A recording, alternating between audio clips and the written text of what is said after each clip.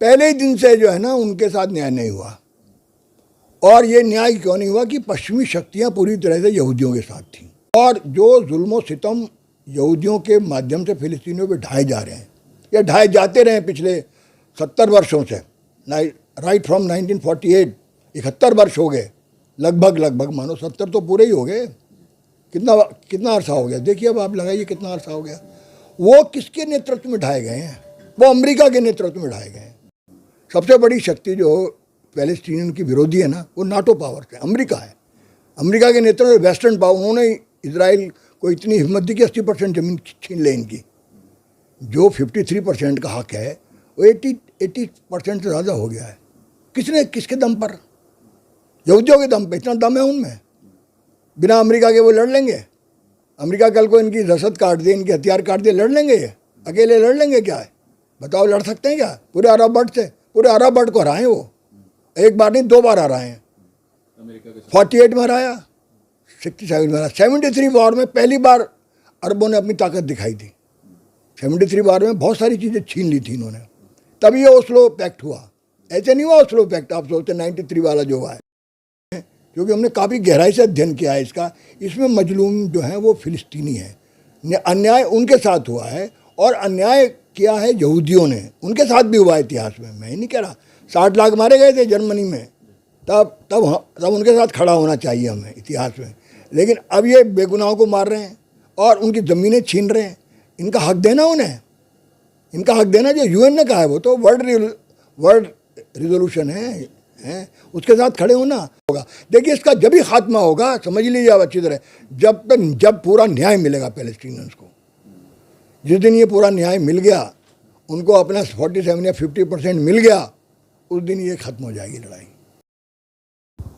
Israel पर Hamas के अचानक हमले ने एक बार वर्ल्ड पॉलिटिक्स को फिर से झंझोर के रख दिया है, और ख़ास बात यह है कि अब दुनिया के दूसरे मुल्कों में स्टैंड विथ इज़राइल या स्टैंड विथ फ़िलिस्तीन का जो है वो हैशटैग चलने लगा है। बहुत से लोग इज़राइल को मज़लूम मान रहे हैं इस वक्त जिस पर अटैक हुआ है। हालांकि इज़राइल ने रिटेलिएशन में अटैक किया है, बहुत से फ़िलिस्तीनी भी मारे गए हैं। दरअसल इस जो है मामले की जड़ क्या है, इस इशू की जड़ क्या है, वो भी हम जानने की कोशिश करेंगे। और कुछ चीज़ें आपको ऐसा पता चलेंगी जिसमें लोगों को जानकारी ही नहीं है फ़िलिस्तीन और इज़राइल के इशू के बारे में, और वो सिर्फ़ जो वेस्टर्न कंट्रीज़ का प्रोपेगेंडा होता है उसी को फॉलो करते हैं और उसी के हिसाब से अपनी राय कायम कर लेते हैं। जंग कहीं भी हो, मज़लूम मारे जाते हैं। हम दोनों तरफ के मज़लूमों के साथ खड़े हुए हैं, लेकिन मज़लूम सिर्फ किसी एक मुल्क का नहीं, दोनों मुल्क का होता है। जब इज़राइल फ़िलिस्तीन पे अटैक करता है तो वहाँ के लोग भी मारे जाते हैं, वहाँ के लोग भी बेघर होते हैं। और इसी तरह से जब हमास की तरफ से रॉकेट दागे जाते हैं तो इज़राइल भी चपेट में आता है और वो रिएक्शन भी करता है। इज़राइल एक ताकतवर मुल्क है, लेकिन फ़िलिस्तीन की मज़लूम जनता के साथ कितने मुल्क खड़े हैं, इसकी हकीकत हम आज आपको बताने की कोशिश करेंगे। आज जो शख्सियत हमारे सामने हैं, यहाँ पर हम जिनसे आपको रूबरू कराने जा रहे हैं, उनका फ़िलिस्तीन और इज़राइल के इशू पे ही PhD है, रिसर्च वर्क है। वो वहाँ जा चुके हैं, उन्होंने दुनिया के कई मुल्क घूमे हैं। अपनी खिदमात इंडियन एडमिनिस्ट्रेटिव सर्विसेज में वो बहुत सालों तक दे चुके हैं, और इसकी बुनियाद पर उनके पास जो जानकारी है वो आम लोगों के पास वैसी जानकारी नहीं होगी। आज हम इसी इशू पे बात करेंगे कि किस तरह से इस जंग को रोकने की कोशिश की जा रही है, या फिर इसको एस्केलेट किया जा रहा है, एक मुद्दे को हवा दी जा रही है जिसके पीछे दुनिया भर की वर्ल्ड पॉलिटिक्स इन्वॉल्व है। आज हमारे साथ यहाँ पर राय साहब मौजूद हैं, प्रभात राय साहब यहाँ पर हमारे साथ हैं, उनसे हम बात करेंगे इस इशू पर।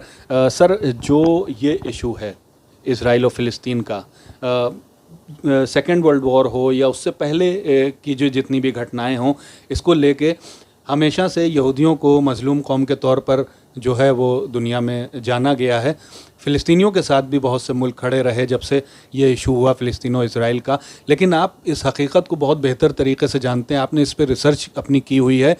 दरअसल ये मुद्दा है क्या, और आज जो ये एक बार फिर से जंग के माहौल बन गया है और इज़राइल ने तो इसको वॉर डिक्लेयर कर दिया है, इसके क्या आगे आने वाले टाइम में अंजाम होंगे और किस तरह से जो है इसमें नुकसानात होंगे, इंसानी ज़िंदगी का भी और मुल्कों का भी? देखिए, ऐसा है कि ये इस इशू को समझना बहुत जटिल कार्य है, क्योंकि ये इतना उलझा हुआ इशू है, क्योंकि इसमें सारी दुनिया की बहुत सारी फोर्सेस इन्वॉल्व रही हैं शुरू से। क्योंकि ये बहुत पीछे जाना पड़ेगा, जिस वक्त जो है एक्सोडस हुआ और यहूदी निकले उस अपनी जगह से और सारी दुनिया में फैले, सारे यूरोप में फैले, हम हिंदुस्तान भी आए। आप केरल में भी यहूदी आपको मिल जाएंगे। तो ये बहुत पीछे से अगर आप इसको समझना चाहते हैं तो थोड़ा तफसील से इसको समझना पड़ेगा, इस समस्या को। क्योंकि आज के इशू को आपको ढूंढना है तो उस हालात में जाना पड़ेगा जबकि यहूदी दुनिया में फैले थे। वो कौन से वजूहात थे कि जबकि इनका मंदिर तोड़ा गया, इनका टेम्पल तोड़ा गया और ये लोग ना शिकार हुए, खुद तशद्दुद के शिकार हुए, जुल्म के शिकार हुए। इसके बाद क्या हुआ कि मैं तमाम पीरियड को छोड़कर एकदम सेकेंड वर्ल्ड वार तक पर आता हूँ, बल्कि फर्स्ट वर्ल्ड पर आता हूँ, जबकि ऑटोमन एम्पायर तहस नहस हुआ। और ऑटोनोमस एम्पायर को तहस नहस करने में, क्योंकि ऑटोनोमस एम्पायर जर्मनी के साथ था और वो एक डिफीटेड लोग थे, तो इधर जो विक्टोरियस पावर्स थी, ब्रिटेन था, इधर फ्रांसीसी थे, अमेरिका भी उनके साथ था फर्स्ट वर्ल्ड वार में, बाद में आया हालांकि वो। इन लोगों ने बंटवारा किया इलाके का। तो ये जो फ़िलिस्तीन वाला इलाका था ब्रिटेन के उसमें आया, आधिपत्य में कहिए या उसकी उसमें निगरानी में कहिए। लेबनान का इलाका जो था फ्रांस के, आज झगड़े की जड़ यही इलाका है, लेबनान है और फ़िलिस्तीन है। तो एक बेल्फोर डिक्लेरेशन हुआ। बेल्फोर डिक्लेरेशन में जो बहुत ही एक ताकतवर मिनिस्टर था ब्रिटेन का, उसने कहा कि हम एक नया मुल्क बनाएंगे और वो मुल्क यहूदियों का मुल्क होगा। क्योंकि यहूदियों से उन्होंने फर्स्ट वर्ल्ड वॉर में वादा किया था कि हम आपको एक मुल्क देंगे, क्योंकि उस वक्त यहूदी बड़े इकोनॉमिक्स में कहिए या साइंस में कहिए, वो काफ़ी मदद कर किया उन्होंने एलाइड पावर्स। दुनिया की बहुत ही ये इंटेलेक्चुअल कौम है जिसको आधे नोबेल प्राइज़ मिले हैं वर्ल्ड के, और व्यापार में भी बड़े अग्रणी हैं, ये अग्रणी लोग हैं चाहे वो कहीं भी रहे। तो इनको लगा कि इनको इनके साथ बुरा हुआ, इनको एक मुल्क देना चाहिए। ये बात फिर बेल्फोर डिक्लेरेशन में कही गई। इसके बाद क्या हुआ, धीमे धीमे क्योंकि ब्रिटेन की निगरानी में था, तो इन्होंने क्या किया, वहाँ ज़मीनें खरीदनी शुरू कर दी। फ़िलिस्तीनी गरीब थे, ये अमीर थे, तो धीमे धीमे उस रेगिस्तान में सहरा को उन्होंने चमन बनाना शुरू किया। लोग समझे नहीं, बाद में ब्रिटेन को भी लगा रही ये तो बहुत ज़्यादा हो रहा है, तो उन्होंने इनके जहाज़ रोके भी, लेकिन बहुत देर हो चुकी थी, जब तक काफ़ी बड़ी ज़मीनें ये खरीद चुके थे बैकग्राउंड में। इसके बाद क्या हुआ, और मैं तेज़ी से आगे आता हूँ, सेकेंड वर्ल्ड वार का खात्मा हुआ और तब तक ये इतने शक्तिशाली हो चुके थे उस इलाके में, और उसमें भी ये एलाइड पावर्स के साथ थे यहूदी। सेकेंड वर्ल्ड वार में भी, फर्स्ट वर्ल्ड वार में तो थे ही। इन्होंने कहा भाई अब तो ये पूरा इनको मुल्क देना ही पड़ेगा। तो इन्होंने कहा भाई ठीक है, हम एक मुल्क देते हैं। यूनाइटेड नेशंस बनी, लीग ऑफ नेशंस फेल हुई थी फर्स्ट वर्ल्ड वार के बाद। यूनाइटेड नेशन ने एक रेजोल्यूशन पास किया जिसमें 53% इलाका तो यहूदियों को दिया गया और 47% दिया गया फिलिस्तीनियों को। That is a UN resolution. धीमे धीमे क्या हुआ, ये युद्धों का सिलसिला चला। 48 में एक वार हुई, जैसे डिक्लेरेशन हुआ कि जिस दिन डिक्लेरेशन उसी दिन एक वार हुई। तो उस वक्त क्या हुआ कि 48 की वार भी इजराइलियों ने जीत ली और ये मुल्क बन गया। मुल्क बन गया, लेकिन एक वातावरण युद्ध का बना रहा। 51 में कोरियन वार होती है, कोरिया में अमेरिका हारता है, भागता है वहाँ से, कोरिया भी 2 हिस्सों में तकसीम हो जाता है ना। फिर वियतनाम वार हो जाती है शुरू। वियतनाम वार में भी कोल्ड वार एस्केलेट होती है। वियतनाम वार अमेरिका हार जाता है, जैसे कोरियन वार हारा है उसी तरह हारा। इधर जो है, जो पैलेस्टीनियंस के हौसले भी बुलंद होने लगते हैं। जब वो जो वेस्टर्न पावर हार रही है ना, जो इजराइल के साथ खड़ी हैं, तो इनके अंदर भी एक बहुत इनकलाबी पूरा माहौल बनता है। एक यासर अराफात नाम का, अल फतह नाम का एक संगठन खड़ा होता है। ये लोग तो उसको टेररिस्ट ऑर्गेनाइजेशन कहते थे, लेकिन वो अल फतह को पूरी दुनिया ने रिकॉग्नाइज किया। सबसे ज़्यादा हिंदुस्तान ने रिकॉग्नाइज किया। PLO, Palestinian liberation organisation. Al Fatah उसको पॉलिटिकल उसका नाम है। तो यासर अराफात हीरो बन जाते हैं बहुत बड़े, और ये युद्ध चलता रहता है। इसके बाद 67 में अब्दुल कमाल नासिर जो हैं, वो नेहरू के साथ जो है नॉन अलाइन मूवमेंट के लीडर हैं। वो युद्ध में 67 की वॉर में काफ़ी बड़े हिस्से पर जो था वो कब्जा कर लेता इजराइल, और वो इतना बड़ा कब्जा गोलान हाइट्स पे कब्जा कर लेता है, इधर गाज़ा पट्टी उसके वेस्ट बैंक पे कब्जा कर लेता है। ये इलाके हैं उनके, उसकी तफसील में नहीं जा रहा हूँ मैं, लेकिन सब जानते हैं इन इलाकों को। ये पैलेस्टीन के इलाके हैं। तो अब उनके पास जो ज़मीन है वो 53% के बजाय 73% हो जाती है। ये सिमटते जाते हैं, ये सिर्फ गाज़ा पट्टी तक रह जाते हैं। कुछ वेस्ट बैंक पे थोड़े देर रह जाते हैं, और उसके अंदर भी रीसेटलमेंट कॉलोनीज बना लेते हैं ये लोग। तो ये तशद्दुद इनके ऊपर जो है वो शुरू हो जाता है। इजराइल क्योंकि विजेता देश है, हालांकि खुद मजलूम रहे हैं वो, लेकिन अब जालिम बन जाते हैं धीमे धीमे। वो पैलेस्टीनियंस को अधिकार नहीं देना चाहते, लेकिन युद्ध जारी रहता है। अब युद्ध जारी रहता है क्योंकि प्रॉस्परस हो गया, तो वो भी व्यापारी लोग हैं, वो भी समझौता करते हैं। एक ओस्लो समझौता होता है अमेरिका के नेतृत्व में, ओस्लो पैक्ट कहते हैं उसको हम लोग, ओस्लो एक स्थान है। और वहाँ पर जो था, वो जो प्राइम मिनिस्टर हुआ उनका, वो भी मिलिट्री का आदमी था, इजरायली मिलिट्री का जनरल था। बाद में प्राइम मिनिस्टर बनता है और इनके बीच में अल फतेह और इनके बीच में एक समझौता होता है, लेकिन वो अभी आधा अधूरा समझौता होता है। इनको अब जब भी न्याय नहीं मिल पाता, संघर्ष जारी रहता है। इधर जो थोड़ा सा इलाका इन्हें ऑटोनॉमी के लिए आधा अधूरा पैलेस्टीन मिल जाता है, पूर्ण राज्य नहीं मिलता, जबकि पूर्ण राज्य की बात है। तो असंतोष बढ़ता रहता है और जो है ये ताकतवर होने लगते हैं। इसे हमास कहते हैं। ये कौन लोग हैं? ये वो लोग हैं इस्लाम को अपना आदर्श मानते हैं, ज़्यादातर शिया हैं। हाँ, शिया, they are inspired by Shia politics. They are not Shias, हैं तो सुन्नी, लेकिन they are backed by Iran. Iran खुद एक शिया कंट्री है, और लेबनान में ज़्यादातर इनके ठिकाने हैं। हिजबुल्लाह जो है वो शिया है। हाँ, हिजबुल्लाह तो पूरी तरह शिया है, लेकिन हमास के ऊपर भी शियाओं का असर भारी है। ये मत सोचिए कि हिजबुल्लाह और हमास जहाँ में लगते हैं बड़े अलग अलग हैं। ये आपको यमन में अलग अलग लगेंगे, लेकिन ये जब मजलूम होते हैं ना, तब एक होते हैं। ये दोनों विक्टिम्स हैं यहाँ पर, शिया भी और सुन्नी भी। समझे ना मेरी बात? आप उत्तरी यमन और दक्षिण यमन के उसमें मत फंसिए। वो वहाँ लड़ रहे हैं शिया और सुन्नी, यहाँ नहीं लड़ रहे हैं, आपस में कोई जंग नहीं है इनमें। यहाँ ये एक है, क्योंकि इनका कॉमन एनिमी है इजराइल। तो इस बार जो हमलावर है वो हमास है, जिसका जो ज़्यादातर सेंटर लेबनान में है। लेबनान में ये लोग स्टेशन हैं ज़्यादातर, और they are backed by Iran. Iran उनको रॉकेट्स भी देता है, उनको हथियार भी देता है, लेटेस्ट वेपन्स भी देता है, ट्रेनिंग भी देता है, क्योंकि ईरान भी एक मिलिटेंट कंट्री है। ईरान भी कोई कमज़ोर देश तो है नहीं, बड़ी सुपर पावर है। एशिया के अंदर तो सुपर पावर में ही गिना जाता है उसको, और वो अमेरिका से दो हाथ करने के लिए तैयार रहता है। तो ये जो वर्तमान जो स्थिति आप देख रहे हैं आज की, मैं बहुत शॉर्ट में आपको थोड़ी सी बैकग्राउंड बताई इसकी, वो वही है। वो 2 साल पहले भी ये झगड़ा हुआ था, तब भी गाजा से रॉकेट दागे गए थे, आपको याद होगा, हैं, जिसमें जो है तब भी नेतन्याहू थे। अब ये नेतन्याहू जो व्यक्ति है, ये एक एक्सट्रीमिस्ट है, दक्षिणपंथी है, ये राइटिस्ट एक्सट्रीमिस्ट है। वहाँ 2 पार्टियाँ, लेबर पार्टी है, एक लिकुड पार्टी है। आप जानते हैं लिकुड पार्टी राइटिस्ट पार्टी है, लेबर पार्टी लिबरल पार्टी है, और वो चाहती है समझौता। वो अभी कमज़ोर है बहुत दिनों से। उसी के नेतृत्व में ओस्लो पैक्ट हुआ था, लेबर पार्टी के नेतृत्व में, समझे ना। बहुत विस्तार में मैं नहीं जा रहा हूँ, हालांकि बहुत विस्तार है उसका, ओस्लो पैक्ट का भी।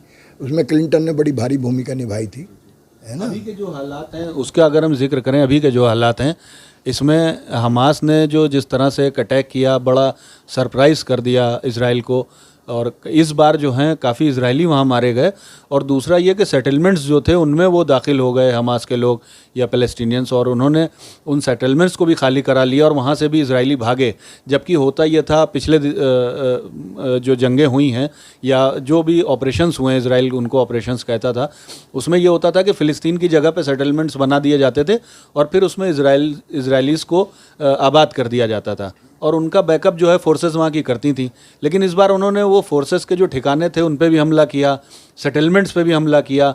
कई ऐसी वीडियोज़ आ रही हैं सामने जिसमें ये कहा जा रहा है, और वो वीडियो चल भी रही हैं, वायरल हो रही हैं, कि जिसमें आम लोगों को निशाना बनाया हमास ने। एक जो लड़की थी वो बाहर की जर्मनी की नागरिक थी, उसको मारा, और फिर वो गाड़ी में उसको डाल के और फिर उसको ले जाते हुए वो वीडियो वायरल हुआ। तो ये चीज़ें भी हुई हैं इस बार। मतलब हमास इस बार पूरी तैयारी के साथ उसने हमला इस तरह का किया कि इजराइल को बड़ी चोट पहुंचाई जाए, इंफ्रास्ट्रक्चर पे भी, और ख़ास तौर पे उनके लोग जब मरते हैं तो इजराइल फिर अगर उसके 10 मर रहे हैं तो वो 100 मारता है, और फिर वो ये होता है कि हमने बदला ले लिया।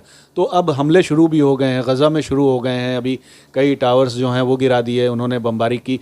तो एक तो ये बराबर की जंग नहीं है, लेकिन इसमें बैकिंग जो है वो बैकअप इजराइल का, वो इसका हमास का, जैसे आपने बताया, ईरान है। क्या ईरान के अलावा और दूसरी कंट्रीज़, क्योंकि इतने सारे मुस्लिम मुल्क हैं और अरेबियन कंट्रीज़ हैं, वो नहीं कर रहे हैं? दुर्भाग्य ये है, पैलेस्टीनियन का दुर्भाग्य है कि जैसे सरप्राइज अटैक इसी तरह से 67 में किया था, मैं फिर आपको पीछे ले जाता हूँ, बिल्कुल इसी तरह का सरप्राइज अटैक किया था इसराइल ने भी, और उसी वजह से इसराइल को युद्ध जीता था।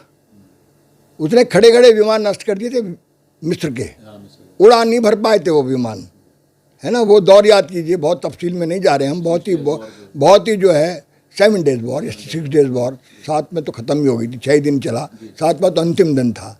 उसमें बहुत नुकसान हुआ अरब्स को, जो अरब कंट्रीज़ थे, मिस्र खास तौर से उसमें उनका नेतृत्व कर रहा था, और भी देश शामिल थे, लेबनान भी था, कई सारे देश थे, जॉर्डन भी था।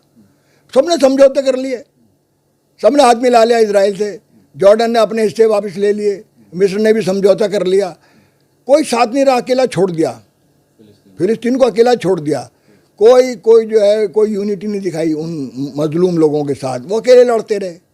थोड़ा बाद साथ देते थे तो क्यूबा जैसे देश दे देते थे हथियार इनको, या थोड़ा बहुत सोवियत यूनियन से मदद मिल जाती थी। इंडिया ने भी मदद की, ऐसा नहीं है। इंदिरा गांधी तो भाई मानती थी, इंदिरा गांधी ने दो कोई भाई माना सदा, या तो यासर अराफत को माना या फिडेल कास्ट्रो को माना। आप जानते हैं ना सारा इतिहास हो, मैं उसकी फिर तफसीली में नहीं जा रहा। भारत ने भरपूर नैतिक समर्थन दिया और भौतिक समर्थन भी दिया फिलिस्तीनियों को। इजराइल को हमने मान्यता दी थी 1993 में पहली बार नरसिम्हा राव ने, उसके पहले हमने कोई मान्यता नहीं दी थी इजराइल को। अब तो बहुत गहरे संबंध हैं, सैन्य संबंध भी हैं, हमारे मोसाद के भी के साथ संबंध है, आपको पता है सब। We have very deep relation with Israel, economic front पर भी और सैन्य फ्रंट पर भी। और पैलेस्टीनियंस के साथ हम लोग उस तरह से नहीं खड़े जैसे पहले खड़े होते थे, है ना। अब सवाल ये, इसमें जस्ट और अनजस्ट का सवाल नहीं, ये इस बार जो हमास ने किया ना वो सरप्राइज अटैक है, और ये उम्मीद नहीं कर रहे थे। मोसाद भी फेल हुई, उनकी पूरी इंटेलिजेंस फेल हो गई, क्योंकि जो इतना डिटरमिंड है, वो इतने डिटरमिंड है हमास के लोग कि वो एकदम घुस गए अंदर। तो ये तो युद्ध है, इसमें कौन हारेगा कोई जीतेगा, ये तो जाने सदियों से युद्ध चल रहा है। ये लड़ाई आज की नहीं है, ये एक ही फादर इब्राहिम के ही संतानें हैं, ये कोई दो अलग अलग कौमें नहीं हैं, चाहे यहूदी हैं, चाहे ये अरब हैं, चाहे इस्लामी में वाले हैं, चाहे ये ईसाई हैं, ये एक ही एंसेस्टर्स की औलादें हैं। भले इनमें कितना भी खून बहा है आपस में, आज भी बह रहा है, धर्म के नाम पे भी बह रहा है, जिहाद भी हुए, क्रूसेड्स भी हुए, बड़ा लंबा इतिहास है। यरूशलेम का आप पढ़िए, यरूशलेम भी असली की झगड़ा है, अलास्का मस्जिद झगड़े की जड़ है इसमें, है ना। बहुत सारा लंबा इतिहास है वो, कभी फिर इस पर हम बात करेंगे। लेकिन इस समय क्योंकि हम इस वर्तमान सिनारियों पर हम बात कर रहे हैं जो इस समय घट रहा है वहाँ। देखिए, ये मत सोचिए कि अकेला है, फिलिस्तीन को बहुत तरह से मदद मिलती है, चुपचाप ही मदद मिलती है। ये मत सोचिए कि खाली जो उसके पीछे खुलकर ईरान खड़ा है। वो तमाम ताकतें जो फिलिस्तीन को न्याय दिलाना चाहती हैं, जो चाहती हैं कि जो 53% का यहूदी साम्राज्य है वो सिर्फ 53% तक रहे, 47 इन्हें मिलना चाहिए, इनके पास सिर्फ 20% है। यह यूएन रिजोल्यूशन को चलाने वाले देखें, यूएन को चलाने वालों के लिए कलंक है ये। वो पावर जिन्हें आप कहते हैं ना वर्ल्ड पावर्स, वो बैठी हैं शांत, इन पर जुल्म हो रहा है। क्यों नहीं खड़ी होती इनके हक में कि इनको जो है कम से कम जो है 47% दो। वो तो आप ही का रिजोल्यूशन है, उसमें तो किसी ने वीटो भी नहीं किया है। All are agreed on 47%, they are having only 20% now. अभी इस समय देखिए ना, 80% इलाका जो है वो यहूदियों के पास है इजराइल का, और सिर्फ 20% फिलिस्तीनियों के पास है। जबकि हुकूमत दुनिया जिसे कहते हैं ना, जो वर्ल्ड हुकूमत है वो यूएन ही कही जाती है ना, चाहे नहीं है हुकूमत वो, लेकिन फिर भी एक ढांचा तो है ना हुकूमत का।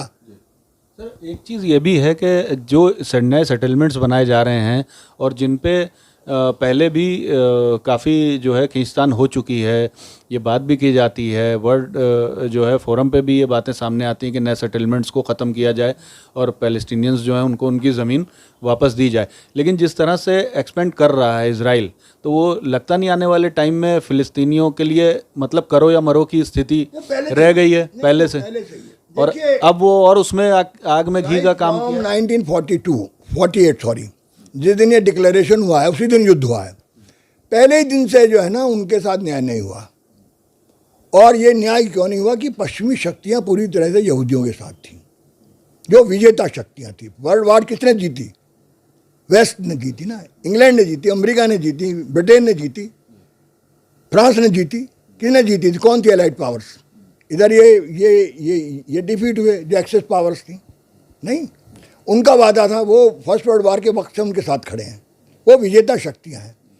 और अभी भी जो युद्ध चल रहे हैं दुनिया में, भले अमेरिका कई जगह हारा, अफगानिस्तान में भी हारा, वियतनाम में भी हारा, कोयरा में भी हारा, लेकिन वियतनाम बहुत लंबे वक्त तक वन पोलर वर्ल्ड पावर रहा सोवियत यूनियन के डिक्लाइन के बाद 1990 में। तो सबसे ज़्यादा कॉस्ट कब कमज़ोर हुआ इनका? जब सोवियत यूनियन बिखर गया। सोवियत यूनियन खड़ा था किसके साथ? फिलिस्तीन के साथ खड़ा था या नहीं खड़ा था? मजबूती के साथ। वो शक्ति नहीं रहा। अब फिर सोवियत यूनियन उभरा है, पुराने रूप में नहीं उभरा, लेकिन रूस के रूप में उभरा है। अभी वो नाटो को चैलेंज कर रहा है खुलकर, नाटो यूक्रेन की मदद कर रहा है। तो वर्ल्ड वार के कगार पर तुम खड़े ही हैं। यूक्रेन में खड़े के दिन वो यूक्रेन वॉर वर्ल्ड वार बन जाए हम नहीं जान सकते आज, क्योंकि देखिए अभी चेकोस्लोवाकिया में प्रो जो है पुतिन पावर जीत गई हैं। पोलैंड वालों ने मना कर दिया कि हम जो अनाज नहीं इनको नहीं खरीदेंगे क्योंकि हम अपने किसानों का हित नहीं कर सकते। वो जो नाटो ही टूट रहा है, फ्रांस भी उनसे अलग हो रहा है, इंग्लैंड और अमेरिका ही खड़े हैं खाली खाली। तो ये यूक्रेन युद्ध कौन जीतेगा हम नहीं जानते। अभी तक तो पुतिन का ही पलड़ा भारी है, सब जानते हैं, भले ही यूक्रेनी तहस नहस हुआ है। तो उसी की प्रति छाया आप देखिए यहाँ पर, वो ही वर्ल्ड पावर जो हैं वो डिवाइड है, कोल्ड वॉर के कगार पर खड़ा है। फिलिस्तीनों के साथ कौन खड़े हैं? वो पुरानी शक्तियाँ खड़ी हैं। ईरान कहाँ खड़ा है? वो रशिया के साथ खड़ा है, चाइना के साथ खड़ा है, इवन सऊदी अरब भी चीन से हाथ मिला रहा है अभी लेटेस्ट, वो भी उस तरह से अलाइड पावर नहीं है अमेरिका की। तो धीमे धीमे वेस्ट कमज़ोर हो रहा है। यूक्रेन वार के सामने जो स्थितियाँ आई थी कि सब कुछ वेस्ट कब्जा कर लेगा, सारे यूरोप पे कब्जा कर लेगा, सर रशिया आइसोलेट हो जाएगा, यही तो था। यानी ये भी नाटो में जाने को तैयार था यूक्रेन, फौज के पहुँच जाती रूस की सरहद पर फौजें, इसलिए युद्ध हुआ ना। युद्ध किसने शुरू किया? नाटो ने शुरू किया ना। किसने शुरू किया? तो आप ये जो विश्व शक्तियाँ जो बेहद कमज़ोर पड़ गई थी, दो हिस्सों वाली, पहले दो हिस्सों में बराबर विश्व बटा हुआ था, बाइपोलर वर्ल्ड था, फिर वन पोलर वर्ल्ड बना सोवियत यूनियन के डिक्लाइन के बाद। धीमे धीमे सन 2000 के बाद चीन एक वर्ल्ड पावर बना। धीमे धीमे पुतिन ने बताया देखो मैं भी वर्ल्ड पावर हूँ, सीरिया में उसने सिद्ध किया। सीरिया में क्या हुआ? सीरिया में तो हारे ना, ये इनकी नाटो फोर्सेस हारी ना सीरिया में। वो तो असद को हटाना चाहती ना, बशीर असद को वो बेदखल नहीं कर पाई। बगदादी को किसने खड़ा किया? किसने खड़ा किया? अमेरिका ने खड़ा किया ना। क्लिंटन की जो पत्नी थी हिलेरी ने पैसे दिए ना, अब तो एक्सपोज है सब कुछ। अफगानिस्तान में तालिबान को किसने खड़ा किया था? ये जितने फैनेटिक पावर्स हैं इस्लाम के नाम पे किसने खड़ी की हैं? इन्होंने तो खड़ी की हैं। ये ईरान ने खड़ी नहीं की, सोवियत यूनियन ने खड़ी नहीं की, किसने खड़ी नहीं? इन्होंने खड़ी की और इन्होंने मारा, फिर यही पिटे भी हैं। तो ये तत्कालिक फ़ायदे के लिए काम करते हैं। और जो जुल्म और सितम यहूदियों के माध्यम से फ़िलिस्तीनियों पे ढाए जा रहे हैं, ये ढाए जाते रहे पिछले 70 वर्षों से, राइट फ्रॉम 1948, 71 वर्ष हो गए लगभग, मानो 70 तो पूरे ही हो गए। कितना अरसा हो गया? देखिए अब आप लगाइए कितना अरसा हो गया। वो किसके नेतृत्व में ढाए गए हैं? वो अमेरिका के नेतृत्व में ढाए गए हैं। वेस्ट वर्ल्ड का मसीहा कौन है? सरबराह कौन है? अमेरिका। नाटो का लीडर कौन है? इजराइल का साथी कौन है? अमेरिका। तो जब तक अमेरिका शक्तिशाली रहेगा तब तक ये जुल्म सितम जारी रहेंगे। ये मिडिल ईस्ट में जो अमेरिका का वेस्टेड इंटरेस्ट है और उसकी वजह से पूरा माहौल मिडिल ईस्ट का भी ख़राब है। आपस में कंट्रीज़ लड़ रही हैं, लेकिन देखा जा रहा है तो इजराइल एक कॉलोनी की तरह है अमेरिका की, और एक बेस कैंप है पूरे मिडिल ईस्ट को कंट्रोल करने के लिए, ख़ासतौर पर ईरान को, क्योंकि कई बार सऊदी और दूसरी अरब कंट्रीज़ तो अमेरिका के साथी रहे हैं और वो अपने उसको साथी आज भी मानते हैं। लेकिन अकेला अगर कोई मुल्क है मिडिल ईस्ट में तो वो ईरान उनके खिलाफ खड़ा हुआ है। तो अभी ये इराक भी खड़ा था कभी, इराक है, लेकिन इराक में भी खड़ा था। जी जी, अभी भी सीरिया खड़ा है जी। अब अकेला मत मानिए, अच्छा ऐसा नहीं है। देखिए एक बात बताऊं मैं, अमेरिका के विरुद्ध जितना शक्तिशाली सीरिया है ना, आज कुछ नहीं बिगाड़ पाए सीरिया का। अभी युद्ध हुआ है, 5 लाख लोग मारे गए हैं। इराक भले ही तहस नहस कर दिया, लेकिन इराक में अभी जो सरकारें आई हैं, जो इन्होंने डेमोक्रेसी बनाई है, वो they are anti American governments, जो थोड़ा बहुत भी अंतर्राष्ट्रीय राजनीति को अध्ययन करते हैं समझते हैं। वर्ल्ड बैलेंस फिर बदल रहा है। एक तरफ लगता था पूरा दुनिया अमेरिका के साथ खड़ी हो गई है, सोवियत यूनियन तहस नहस हो गया, रशिया अकेला पड़ गया, भीख मांगने लगा। ये चीन के उभार से सारी स्थितियाँ बदली हैं सारी। चीन जो वर्ल्ड पावर बना है इकोनॉमिक्स में और उसमें मिलिट्री पावर बना है, तो उसने काफ़ी कुछ दुनिया की स्थितियां बदली हैं। और चीन का सबसे बड़ा समझौता किसके साथ? ईरान के साथ, सऊदी के साथ भी किया उसने समझौता। तो दुनिया में शक्ति संतुलन कहते हैं ना विषय, balance of power, it is changing now again after Ukraine वार। मैंने बताया यूरोप का ही बैलेंस बदल रहा है धीमे धीमे। Europe is getting frustrated of America, except England, no one is with America, even not Germany fully.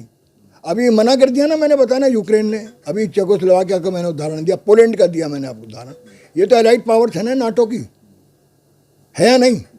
तो ये मत समझिए कि सब कुछ दादागिरी जैसे चल रही थी ना। पुलिस थी दुनिया की सबसे बड़ी पुलिस कौन थी? अमेरिकन पुलिस, अमेरिकन दादा। और वो दादागिरी तो ख़त्म हो रही है। यही हौसला बढ़ा इसलिए हमास का, ये जो हौसला बढ़ा, हिम्मत जिसे क्या कहाँ से आई है इनमें, ये कहाँ इतना हौसला करते थे? ये तो डिफेंसिव थे अभी तक। पहली बार ऑफेंसिव हुए, पहली बार यासर अराफात की मौत के बाद। Yasser Arafat was highly offensive, he was a hero of the Palestinians. उसके बाद जो लोग भी आए वो डिफेंसिव हैं।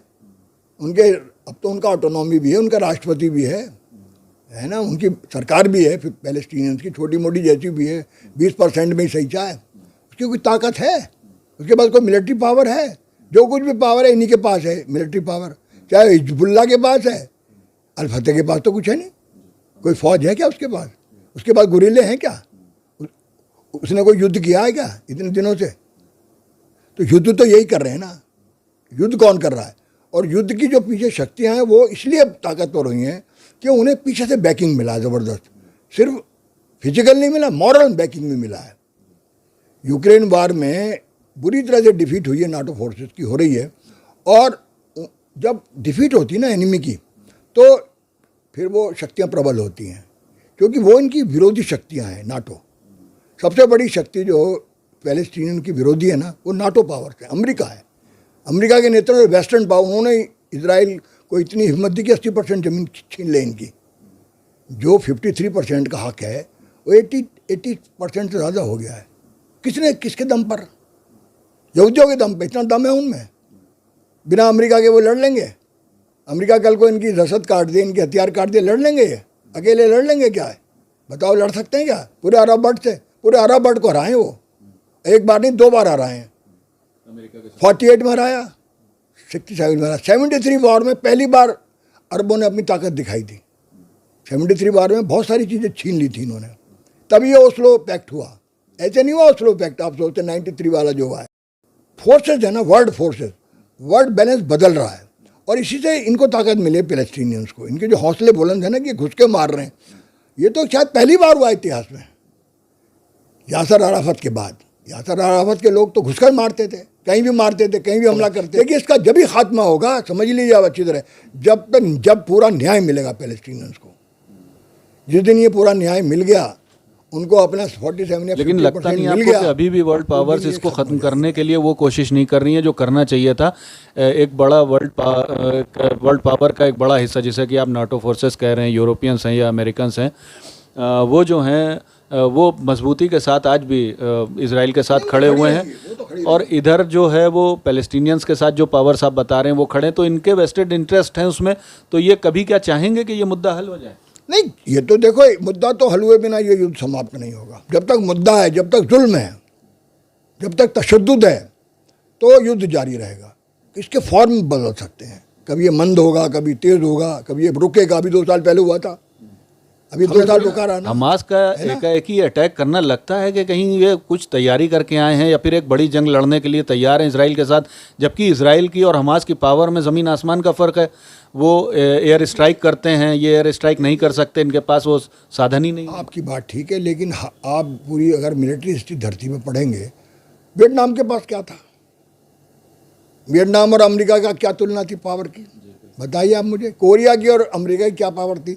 अफगानिस्तान की और अमेरिका की क्या पावर थी? सारे युद्ध हारा ना अमेरिका, नाटो फोर्सेस थी ना। किस तरह से भागे अफगानिस्तान में अभी तालिबान के खिलाफ? उनको तो मिटाने आए थे ना, निपटाने आए थे ना, आए थे नहीं आए थे, पहियों से लटक कर भागे हैं। ये पुरानी बात नहीं सुना रहा मैं आपको। मैं 75 में नहीं ले जा रहा आपको वियतनाम की, मैं तो अभी ले जा रहा हूँ 2020 में। ये बात छोड़ दीजिए। लड़ता आदमी मॉरल पावर से, युद्ध होता मॉरल पावर से। हथियारों से अगर युद्ध जीते जाते ना, तो जर्मनी कभी युद्ध ना हारता। सबसे दुनिया के बेहतरीन हथियार थे जर्मनी के पास। वो टैंक जर्मनी के पास थे कि उनकी कोई तुलना नहीं थी, जो पावर थी लड़ने की। लेकिन जो जर्मनी हारा ना, दोनों युद्ध हारा, वर्ल्ड वार फर्स्ट भी हारा, वर्ल्ड वार सेकंड भी हारा। सबसे बेहतरीन लड़ाके हैं जर्मनी के पास धरती के, लेकिन उनके पास मॉरल पावर नहीं थी। वो अन्याय की लड़ाई लड़ रहे थे, वो भी साम्राज्यवाद की लड़ाई लड़ रहे थे, कोई लिबरेशन की लड़ाई तो लड़ नहीं रहे थे। ये भी कोई लिबरेशन की लड़ाई लड़ रहे थे, वेस्टर्न पावर्स भी नहीं लड़ रही थी। ये साम्राज्यवादी युद्ध थे, साम्राज्यवादी लुटेरों हुए युद्ध थे। कौन जीता कौन हारा? लेकिन जो न्यायपूर्ण लड़ाइयाँ होती है वो मॉरल से लड़ी जाती हैं। लिबरेशन, वॉर ऑफ लिबरेशन हम जिसे कहते हैं। जिस तरह हमारी तो अहिंसक लड़ाई जीत गई। हम तो कोई हथियारों से बड़े पैमाने में नहीं लड़े, भागना पड़ा ना इंग्लैंड को हिंदुस्तान से। तो ये मत सोचिए कि कोई बैलेंस बहुत जो है बड़ा बैलेंस होगा तभी पैलेस्टीनियन जीतेंगे, ऐसा कुछ नहीं है। अफगान कैसे जीते? हो सकता है कल को पैलेस्टीनियन जीत जाए। तो सर ये जो है अब जो जंग शुरू हुई है, जिसको इजराइल ने कहा है कि वॉर है ये स्टेट के लिए उनके, तो ये इसका आप क्या रंग आगे देख रहे हैं? क्या ये यही है कि एक ऑपरेशंस हैं, उधर से हमले हुए, इधर से ये इन्होंने रिएक्ट किया, उधर के सैकड़ों लोग मरे, इधर के लोग मर जाएंगे, ये फिर वो रुक जाएगा, फिर कुछ दिन बाद होगा? या फिर ये वॉर अब जो जिस तरह की मतलब चेंजेस आए हैं टैक्टिक्स में, वॉर टैक्टिक्स हों, या फिर जिस तरह से एक जुर्रत दिखाई है हमास ने, तो लगता है कि ये लंबा खिंचने वाला है और इसमें शायद दूसरी कंट्रीज़ आ जाएं और यूक्रेन की तरह जैसे कहा जा रहा था, ये भी एक वजह बन जाए वर्ल्ड वॉर थर्ड की। ये बन सकती है। देखिए, कोई भी एक चिंगारी सारे जंगल को आग लगा देती है। फर्स्ट वर्ल्ड वार का भी हिस्ट्री पढ़िए जरा से। एक प्रिंस की हत्या होती है यूगोस्लाविया के, युद्ध हो गया शुरू। छोटी छोटी घटनाएं बड़ी बन जाती हैं।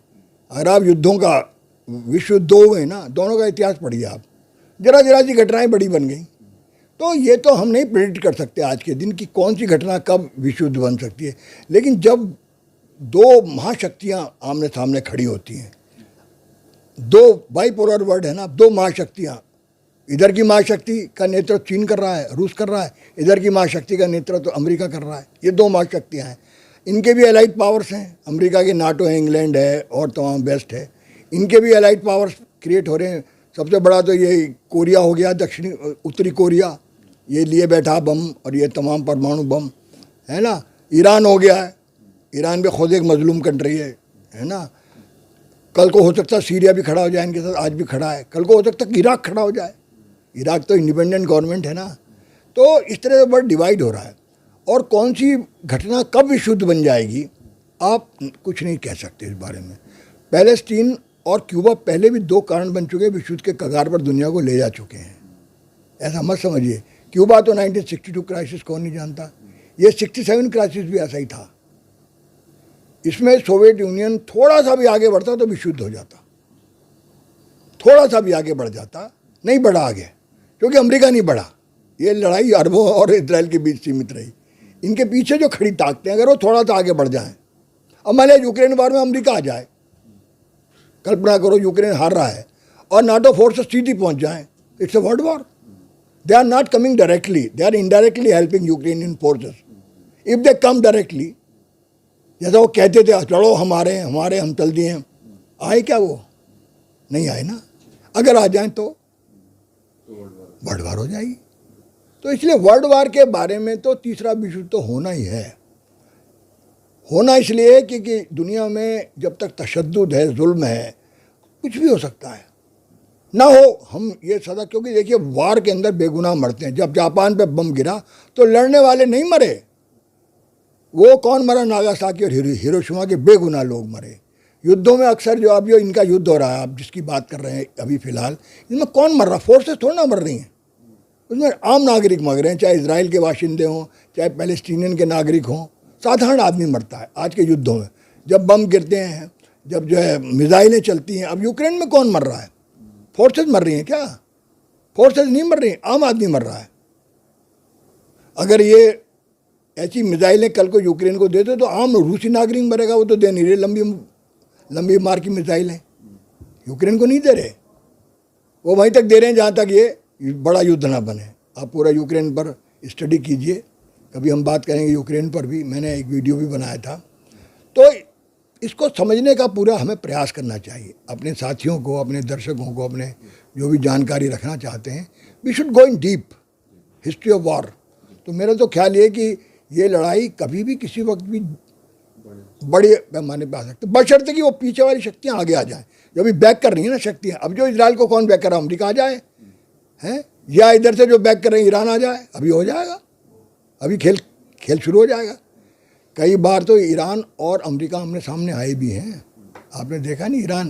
ईरान कोई कम पावर नहीं, इराक नष्ट कर दिया इन्होंने, सद्दाम को नष्ट कर दिया, ईरान को नष्ट करे ना, मालूम चल जाएगा। अभी ईरान पर हमला करे ना अमेरिका के तो कई विमान गिराए उन्होंने कई बार। अभी दूर दूर से हमला करते हैं इनके लोगों पर, नहीं करते ईरान के लोगों पर। अभी साइंटिस्ट मार दिया, कई लोग मार दिए ईरान के, ईरान वाले ही मारते हैं, दूर दूर से मार रहे हैं। लेकिन अब जब आमने सामने फोर्सेस खड़ी होंगी तो फिर वर्ल्ड वॉर ही है। सर, प्रोपेगेंडा वॉर भी चल गई है, वो सोशल मीडिया पे चल गई है। एक दूसरे को अब कुछ लोग इसराइल के साथ हैं, कुछ लोग फ़लस्तीन के साथ अपनी जो है सॉलिडेरिटी दिखा रहे हैं, we stand with Israel, we stand with Palestine. अब सोशल मीडिया पे भी ये चीज़ें चल गई हैं और उसमें वो भाषा उस स्तर पे पहुंच गई है कि एक दूसरे को अब यहीं पे, क्योंकि आप इंडिया में ही देखें तो एक बहुत बड़ी तादाद जो है वो इसराइल के साथ है कि नहीं उन पे अटैक हुआ और वो मजलूम है, तादाद जो है पैलेस्टीनियंस के साथ है कि उन पे ये जुल्म हो रहा है, तो इस वजह से उन्होंने ये चीज़ की है। तो उस चीज़ को आप कैसे देख रहे हैं? देखो, वो तो होता है युद्ध में कोई किसी के साथ खड़ा था, कोई न्याय के साथ तो खड़ा होता नहीं। युद्ध में तो फैनेटिज्म आ जाता है ना, धर्मांध जैसे हो जाते हैं लोग, अंधभक्त। कुछ लोग इसराइल के अंधभक्त हैं, कुछ लोग फिलिस्तीन के साथ। लेकिन हमें सच्चे लोग, अच्छे लोग तो न्याय के साथ खड़े होते हैं ना। क्या किसका न्याय का क्या पक्ष है उसकी बात करें ना, सुलह की बात करें ना, पैलेस्टीनियंस को न्याय की बात करें ना, युद्ध समाप्त हो जाएगा। इसराइल के साथ खड़े होने से इनको जाना तो है नहीं, जो खड़े हो रहे हैं इसराइल के साथ लड़ने के लिए तो इसराइली लड़ेंगे, कौन लड़ेगा? खड़े हो जाइए आप किसी के साथ, ये तो जमा खर्चे करते रहिए। सच्चाई तो देखो यही है। हमको, अगर हम प्रबुद्ध नागरिक हैं दुनिया के और हम वर्ल्ड पीस चाहते हैं, हम गांधी के देश के लोग हैं, हम बुद्ध के देश के लोग हैं, हम न्याय के साथ खड़े होंगे तो हमें, अगर जुल्म हो रहा है जिस पर भी, उसके साथ खड़े होना चाहिए। जो भी मजलूम है हमें उसके साथ खड़े होना चाहिए, जालिम के साथ खड़े होना चाहिए। इस वॉर में, फिलिस्तीन के युद्ध में काफ़ी गहराई से अध्ययन किया है इसका। इसमें मजलूम जो है वो फिलिस्तीनी है, अन्याय उनके साथ हुआ है और अन्याय किया है यहूदियों ने, उनके साथ भी हुआ है इतिहास में। मैं ही नहीं कह रहा, 60 लाख मारे गए थे जर्मनी में, तब उनके साथ खड़ा होना चाहिए हमें इतिहास में। लेकिन अब ये बेगुनाहों को मार रहे हैं और उनकी ज़मीनें छीन रहे हैं। इनका हक देना उन्हें, इनका हक देना जो यूएन ने कहा है, वो तो वर्ल्ड रिजोल्यूशन है, उसके साथ खड़े होना। कोई किसी के साथ खड़ा हो जाए उसका तो पर किसी पर कोई बस नहीं है, किसी पर खड़े हो जाइए आप। जिस तरह से इजराइल और फ़लस्तीन के इशू को लेके सर ने जानकारी दी है, सर का एक पूरा वीडियो है इस इशू को लेकर, इस मसले को लेकर, वो मैं डिस्क्रिप्शन में डाल दूंगा। और मेरा भी एक वीडियो बनाया हुआ है इजराइल फ़लस्तीन कॉन्फ्लिक्ट को लेके, वो भी उसका लिंक भी मैं डिस्क्रिप्शन में दे दूंगा, आप उसको भी देखिएगा, चेक करिएगा। आपको हकीकत इस पूरे इशू की समझ में आएगी जो जंग स्टार्ट हुई। जहाँ तक अभी इस इशू की बात है, जो हमास ने अटैक किया और इजराइल ने रिटेलिएट किया है और ये जंग चल रही है, हम सिर्फ यही उम्मीद कर सकते हैं कि वर्ल्ड पावर्स अपने वेस्टेड इंटरेस्ट छोड़ के इस इशू पे फिर से एक साथ आएँ, बैठें और इस मामले को पीसफुली हल करें ताकि दोनों तरफ के मजलूम लोगों की जानें जाने से बचें।